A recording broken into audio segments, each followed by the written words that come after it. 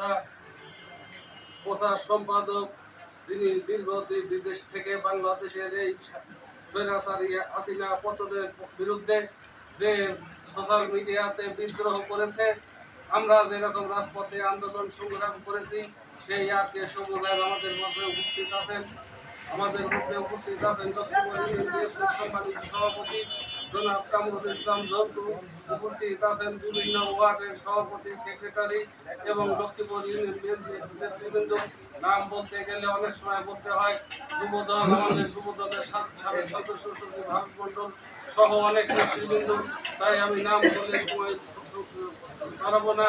আমি অল্প কিছু সময়ের মধ্যে আমার কথা শেষ করবো। প্রিয় নেতৃবৃন্দ, আজকে আমরা এখানে উপস্থিত হয়েছি। আমরা আজকের এই ইউনিয়নের দ্বারা নেতৃত্ব দিচ্ছি। এই নেতৃত্বের পিছনে হাবিবুর রহমান আকদরিয়াতে তার প্রবেশ করার সম্ভাবনা ছিল না। যখন বিভিন্ন চক্রান্ত বাধা দিতেন, তখন এই আজকে সবুজ বিদেশ থেকে বয়সগুলা প্রাইমারি স্কুল মাঠে, বালুঘাটা প্রাইমারি স্কুল মাঠে একটি দিনক্ষণ ঘোষণা করে সেখানে একটি প্রোগ্রাম নিয়েছিলেন।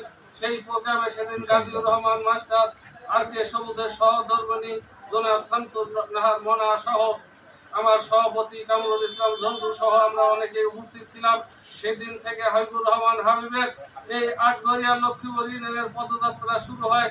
তার পর্যায়ে ক্রমে একের পর এক বিভিন্ন ওয়ার্ডে আমি এদেশের যুবকদের সাথে করে নিয়ে বিএনপি কামী লোকদের পাশে দিয়ে দাঁড়িয়েছি। দলকে সুসংগঠিত করার জন্য একের পর এক আন্দোলন সংগ্রাম করেছি। প্রিয় বন্ধুরা, আপনারা জানেন হাসিনা সরকারের শাসন আমলে অনেক নির্যাতিত শিকার, ঘরে থাকতে পারি নাই, বাড়ির খোঁজ খবর নিতে পারি নাই। রাজপথে আন্দোলনের মধ্য দিয়ে যখন এই সরাসরি হাসিনা পতন হয়েছে, তখন সামনে দীর্ঘ 1 বছর পার হওয়ার পর আগামী দিনের যে সংসদ নির্বাচনের ঘোষণা দিয়েছে ডক্টর মোহাম্মদ ইউনূস, সেই নির্বাচনকে ঘিরে একটি চক্রান্তকারী রাজনৈতিক কিছু সংগঠন এবং ওই হাসিনার প্রেতাত্মারা এই দেশের মাটিতে বসত করে তাদের সাথে এখন আন্দোলন চক্রান্তে লিপ্ত আছে। আগামী দিনে যাতে এই নির্বাচন না হয়, কারণ ওনারা জানে দীর্ঘ স্বৈরাচারী হাসিনার যে শাসন আমলে আন্দোলন করছিলেন আমাদের প্রিয় নেতা জনাব তারেক রহমান, বিদেশ থেকে অন্তরালের থেকে যেভাবে দলকে সুসংগঠিত রেখে স্বৈরাচারী আন্দোলনের নেপথ্যে যিনি ছিলেন, তার নেতৃত্বে আগামী দিনের এই বিএনপি ক্ষমতায় আসবে।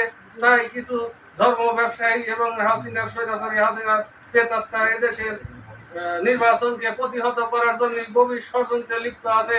আমি আপনাদেরকে বলতে চাই, এই লক্ষ্মীপুর ইউনিয়নের 9 নম্বর ওয়ার্ডের এই সরগঞ্জ বাজার থেকে আপনারা সবাই ঐক্যবদ্ধ থাকবেন। আগামী দিনের যে কোনো ষড়যন্ত্র আমরা সবাই মিলে ঐক্যবদ্ধ থেকে মোকাবেলা করব এবং হাবিবুর রহমান হাবিব এই সব থেকে